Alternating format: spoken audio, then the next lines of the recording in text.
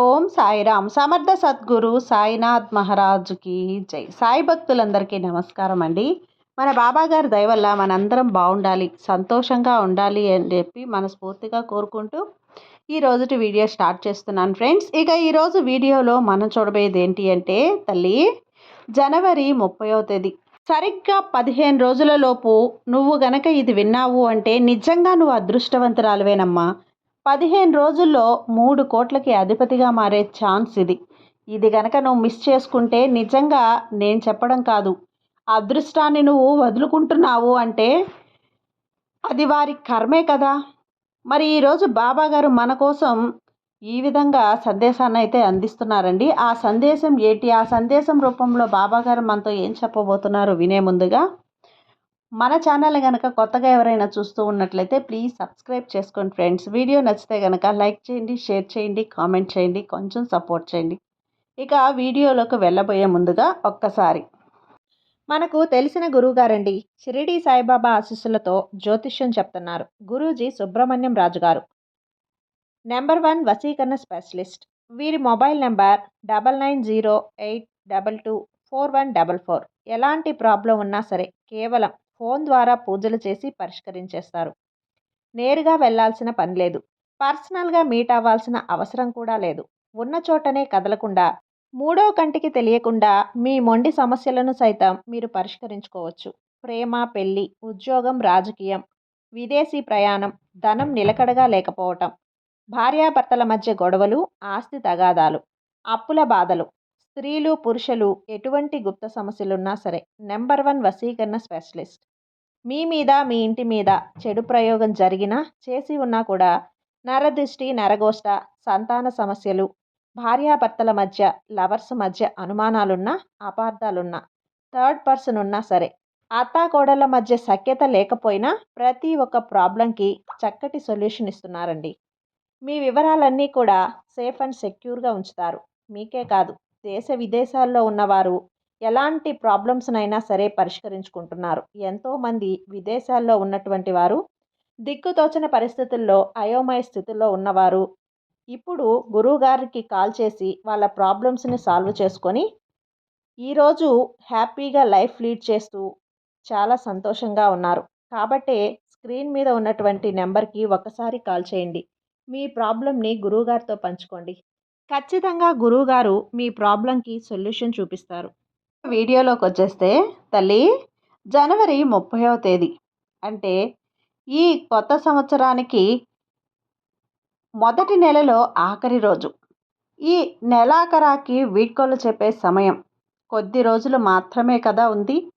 ఈ ఈ నెలలో ఎన్నో జ్ఞాపకాలు, ఈ సంవత్సరం గడిచిపోయిన ఆ పాత సంవత్సరంలో ఎన్నో జ్ఞాపకాలు, కొన్ని సంతోషాలనిచ్చేవి అయితే మరికొన్ని బాధలనిచ్చేవి ఉంటాయి. బిడ్డ, సంతోషాలని ఇచ్చే సన్నివేశాలు నీ జీవితంలో వేళ్ల మీద లెక్క పెట్టుకోవచ్చు, కానీ బాధను మిగిల్చిన సన్నివేశాలు మాత్రం కోకొల్లలుగా ఉన్నాయి. అవును కదా. అయితే అందరి జీవితాల్లో కూడా ఇదే జరుగుతుందా అంటే లేదమ్మా. కొంతమంది జీవితాలు సంతోషం కోసం మాత్రమే పుట్టాయా అన్నట్లుగా ఉంటాయి. అయితే ఈ జీవితాలను గురించి మనం చెప్పుకునే కంటే కూడా నీ జీవితం అనేది ఇప్పుడు నేను చెప్పే సందేశంతో ముడిపడి ఉంటుంది. కాబట్టి చివరి వరకు కూడా జాగ్రత్తగా విను బిడ్డ. ప్రతి ఒక్కరూ కూడా తాము చేసే పని అనేది విజయవంతం అవ్వాలి అని చెప్పి కోరుకుంటారు. కానీ కొన్ని కారణాల వల్ల ఆ పనిలో నష్టాలు జరుగుతూ ఉంటాయి. కానీ ఎన్ని అడ్డంకులు వచ్చినా, కానీ ఎన్ని నష్టాలు వచ్చినా కొంతమంది ఆ పనులను విజయవంతం చేసేంత వరకు కూడా వదిలిపెట్టని పట్టుదలతో ఉంటారు. అలాగే ఈ జరిగిపోయినటువంటి 2025వ సంవత్సరంలో కొన్ని జీవితంలో ఫెయిల్యూర్స్ అనేవి ఉంటే మరికొన్ని సక్సెస్ అయినవి కూడా ఉన్నాయి. ముఖ్యంగా నీ మనసులో బాధ, నీ ఆర్థిక ఇబ్బందుల గురించి, నీ ఆరోగ్యం గురించి. ఆర్థిక ఇబ్బందులు అనేవి ధనంతో పోతాయి, మరి ఆరోగ్యం అనేది నీ మానసిక స్థితితో కుదుటపడతాయి. నువ్వు ఎందుకు ఇలా మారిపోతున్నావో నాకు అర్థం కావటం లేదమ్మా తల్లి. చిన్న చిన్న వాటికే కోప్పడిపోతున్నావు, చిన్న చిన్న వాటికే ఎక్కువగా ఆలోచిస్తున్నావు. తెలియని కంగారు మనసులో ఉంది, తెలియని భయం అనేది నిన్ను చుట్టుముట్టి ఉంది. బాధలను పడి పడి చిన్న చిన్న నష్టమైన మాటలు, ఎదుటివారి కష్టంలో ఉన్న మాటలు, ఎదుటివారికి ఆరోగ్యం బాగలేదు అనే మాటలు నీ చెవిన పడితే వారికి కూడా నీకు కంగారు వచ్చేస్తూ ఉంది. నీ మనసుకి ఎప్పుడూ కూడా అప్పుడప్పుడు కూడా ధైర్యాన్ని చెప్పుకునే ప్రయత్నం చేస్తున్నావు. కానీ ఆ ధైర్యం అనేది నిమిషాల్లోనే నీకు తెలియకుండా వెళ్ళిపోయి నీ మనసు అనేది అలజడికి గురవుతూ ఉంది. ఇవన్నీ కూడా సరైనవి కాదని చెప్పి నీ మనసుకి అనిపిస్తున్నా కూడా, కానీ నీ మనసుని మాత్రం నువ్వు కంట్రోల్లో ఉంచుకోలేకపోతున్నావు బిడ్డ. నీ జీవితం అనేది పూర్తిగా నీది. ఎవరి ఆదేశాల మేరకు, ఎవరి కట్టుబాట్ల మేరకు, ఎవరి అవకాశాల మేరకు నీ జీవితం ముందుకు వెళ్ళకూడదు. నీ జీవితం అనేది నీకు నచ్చినట్లుగా ఉండాలి అంటే మొదట నీలో ఉండే కంగారును, భయాన్ని నువ్వు పూర్తిగా తొలగించుకోవాలి. ప్రతి మాటను కూడా తండ్రి స్థానంలో ఉండి నేను నీకు చెప్తున్నాను. ఎందుకంటే నీ పూర్తి బాధ్యతను నేను స్వీకరించాను. కాబట్టేనమ్మా, ఎంతలే అనుకోవద్దు. చెప్పే మాటని పూర్తిగా వినడానికి ప్రయత్నించు. నీ తండ్రి నీకు ఎటువంటి ఆలోచనను ఇస్తున్నారా అని చెప్పి నువ్వు అర్థం చేసుకోవటానికి ప్రయత్నించు. అప్పుడప్పుడు నీ జీవితాన్ని నువ్వు నిలబెట్టుకుంటున్న దానివి అవుతున్నావు. బిడ్డ, ప్రతి ఒక్కరూ కూడా జీవితంలో సక్సెస్ని సాధించాలి, గొప్ప స్థాయిలో నిలబడాలి అని చెప్పి కోరుకుంటారు. ఇప్పటి వరకు ఎన్నో కర్మల కారణంగా నీ జీవితం గందరగోళ స్థితిలో ఉంది. కొన్ని అనుభవం లేక ఇబ్బంది పడి ఉంటే, మరికొన్ని కర్మ నీకు నేర్పిన గుణపాఠాలనేవి కావచ్చు.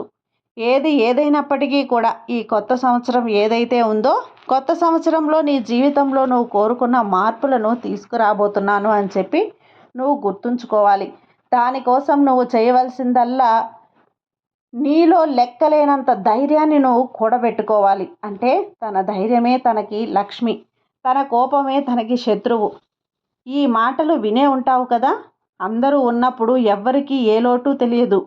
ఇష్టమైన వాళ్ళు, నచ్చిన వాళ్ళు దూరమైనప్పుడు మాత్రమే అయ్యో నా పక్కన ఉంటే నాకు ఎన్ని మాటలు చెప్పేవారు అని నీకు అర్థమవుతుంది. అన్ని మాటలు గుర్తుకొస్తూ ఉంటాయి. అవును కదా బిడ్డ. నీ కన్న తండ్రి అనేది నీతో ఉన్నప్పుడు నా బిడ్డ ధైర్యాన్ని ఎప్పుడూ కూడా వదలకూడదు. నా బిడ్డ పులొచ్చి మీద పడినా కూడా చెక్కు చెదరని ధైర్యంతో నిలబడాలి. నా బిడ్డ అన్నింటిలో కూడా ముందుకు వెళ్ళాలి అని కోరుకుంటాడు కదా. మరి ఆ తల్లిదండ్రి దూరమైనప్పుడు నీలో ఉన్న మంచేంటో చెడేంటో ఎవరికైనా చెప్తారా చెప్పు? నీ మంచి కోరుకునే వాళ్ళు, నీ బాగు కోరుకునే వాళ్ళు, నువ్వు సంతోషంగా ఉంటే వారి కళ్ళతో చూసి మురిసిపోయేవారు ఎవరైనా ఉన్నారా చెప్పు తల్లి. ఇటువంటి కుళ్ళు, కుట్ర, స్వార్థంతో నిండిపోయిన సమాజంలో నువ్వు కూడా బ్రతుకుతూ ఉన్నావు. ఇటువంటి మంచి మంచి మాటలు చెప్పేవాళ్ళు చాలా అరుదుగా దొరుకుతారు.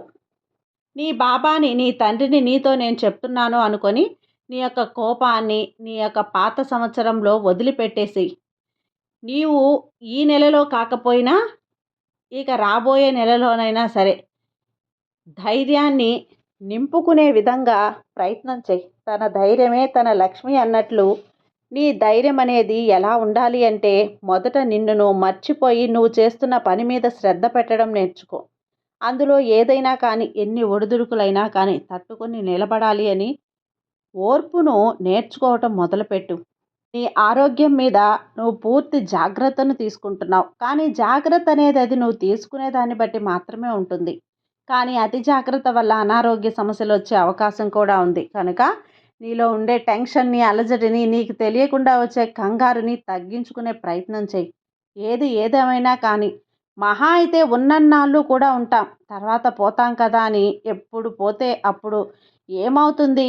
ఈ ఉన్నన్నాళ్ళు బ్రతకడానికి భయపడితే ఎలా అనే ధైర్యాన్ని పుంజుకోవాలి. అంటే నీకు ఏదైనా నష్టం జరగాలి అని చెప్పట్లేదమ్మా. మనసు యొక్క పనితీరు అలా ఉండాలి అని చెప్పి చెప్తున్నాను. నా బిడ్డ ఆనందంగా ఉంటుంది, అందులో ఎటువంటి లోటు లేదు. ఈ కొత్త సంవత్సరంలో రాబోయే 2వ నెల ప్రతిరోజు కూడా ఎప్పుడైనా కానీ నీకు వీలు కానప్పుడు, నీ వల్ల కానప్పుడు, నీ ఆరోగ్యం నీకు సహకరించినప్పుడు తప్ప నిత్యం దీపారాధన చేసుకునే ప్రయత్నం చేయి. ఎప్పటి పనులు అప్పుడు, ఎటువంటి పెండింగ్లు, వాయిదాలు లేకుండా చిన్నగా, నిదానంగా, ప్రశాంతంగా నీ పనులు చేసుకునే ప్రయత్నం చేయి. ఎవ్వరికీ కూడా భయపడొద్దు, ఎవరి మాటలు కూడా పట్టించుకోవద్దు. ఎందుకంటే అనేవాళ్ళు ఎప్పుడైనా కానీ అంటూనే ఉంటారు. నీ మంచి కోరేవాళ్ళు ఈ భూమి మీద చాలా తక్కువ మంది ఉన్నారు. కాబట్టి వారు ఏదో అనుకుంటారు, వీరేదో అనుకుంటారు అని చెప్పి నిన్ను నువ్వు మానసికంగా హింసించుకోవాల్సిన అవసరమే లేదు. గుర్తుంచుకో, ఎప్పుడైనా కానీ నీకు నువ్వే ముఖ్యం. మొదట నిన్ను నువ్వు జాగ్రత్తగా చూసుకొని నీకు నువ్వు విలువనిచ్చుకునే ప్రయత్నం చెయ్యి. అంతా కూడా సర్దుకుంటుంది. ఎప్పుడైనా కానీ నువ్వు దేని గురించి కూడా ఎక్కువగా ఆలోచించను అని చెప్పి నాకు నువ్వు ఈరోజే మాట ఇవ్వాలమ్మా. నువ్వు చేసుకునే పనులను బట్టి, నీ కర్మలను బట్టి నీ అదృష్టం అనేది నీ మీద ఆధారపడి ఉంటుంది. గుర్తుంచుకో. ఎప్పుడైనా కానీ కష్టం అనిపించినా, నష్టం అనిపించినా ఈ బాబా నీతో ఎల్లవేళలా ఉంటాను. నీ ధైర్యమే నీకు కొండంత అండగా ఉంటుంది. నిత్యం దీపారాధనతో పాటు దైవ నామస్మరణలో గడపడానికి ప్రయత్నించు.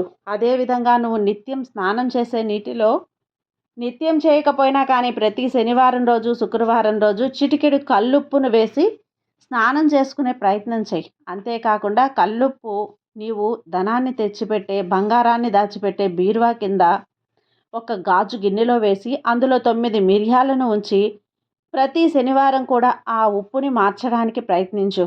లేదా నెలకు ఒక్కసారైనా కానీ అమావాస్య రోజు ఈ ఉప్పును మారుస్తూ కల్లుప్పు మిరియాలను నువ్వు బీరువా కింద ఉంచినట్లయితే గనక నలువైపుల నుంచి అంటే 4 వైపుల నుంచి కూడా ధనం ఆకర్షిస్తుంది. అంతేకాకుండా కల్లుప్పు ఇంట్లో ఉంచడం వల్ల ఇంట్లో ఉండే నెగిటివ్ ఎనర్జీ అనేది పూర్తిగా దూరం అవుతుంది అని గుర్తుంచుకో. అర్థమైందా? అంతేకాకుండా ఇంటికి ఒక 3 నెలలకు వచ్చే అమావాస్య రోజైనా కానీ గుమ్మడికాయతో ఇంటికి దిష్టి తీసే ప్రయత్నం చెయ్యి. ఎందుకంటే నర్ల దృష్టికి నల్లరాయి సైతం పగిలిపోతాయి కదా. నేను ఈ సంవత్సరం నుండి ఈ మార్పుని నేను చూడాలనుకుంటున్నాను. అది కూడా నేను నీకు ఇచ్చే సందేశాల ద్వారా ఎప్పటికప్పుడు కూడా ఈ కొత్త మార్పులను అలవాటు చేసుకోవటం మొదలుపెట్టు. ఇంకెంతకాలం భయపడుతూ బ్రతుకుతావమ్మా? ఎవ్వరికీ భయపడాల్సిన పని లేదు. ఎందుకంటే ఎవ్వరూ నిన్ను పెంచి పోషించడం లేదు. ఎవ్వరూ కూడా నీకు ₹1 అనేది ఇచ్చి నిన్ను ఆపద నుంచి బయటపడేయటం లేదు. అలా ఇచ్చేవారు కనుక ఉంటే వారిని మాత్రం జన్మలో మర్చిపోవద్దు. మరి రుణం తీర్చుకోవడానికి ఏదైనా చేయడానికి వెనకాడొద్దు తల్లి.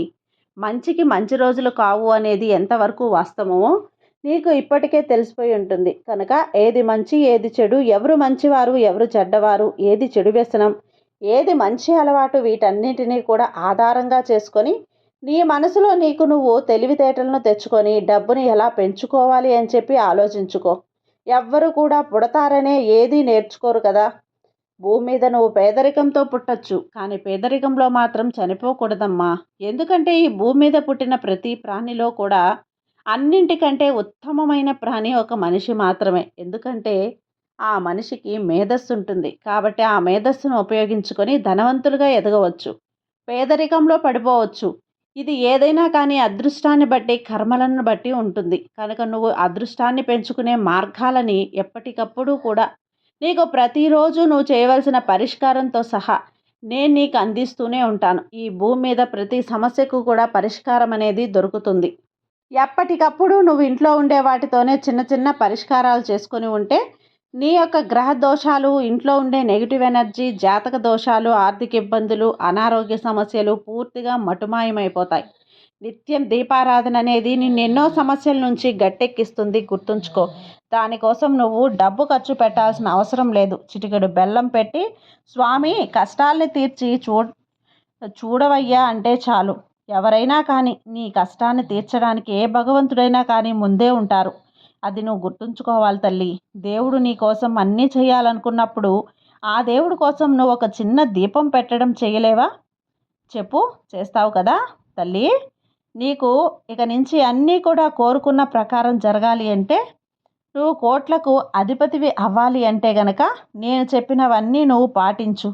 నువ్వు నిత్యం దీపారాధన చేయటం, 3 నెలలకు ఒకసారి వచ్చే అమావాస్యకు గుమ్మడికాయ దిష్టి తీసివేయటం, ఎప్పటికప్పుడు నీకు నువ్వు దిష్టి తీసుకోవటం, బీరువా కింద మిరియాలతో కూడిన కల్లుప్పును పెట్టడం, చిటికెడు కల్లుప్పును స్నానం చేసే నీటిలో వేసుకోవటం, ఇటువంటివన్నీ కూడా ప్రస్తుతానికి చెయ్యి.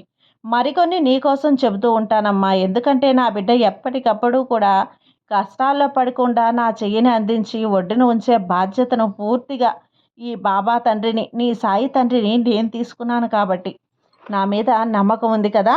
పూర్తి నమ్మకంతో ఉండమ్మా. నీకంతా మంచే జరుగుతుంది. నీ సాయి నీకు తోడుండగా నీకు భయం ఎందుకు చెప్పు. సర్వేజన సుఖినో భవంతు. జై సాయిరాం.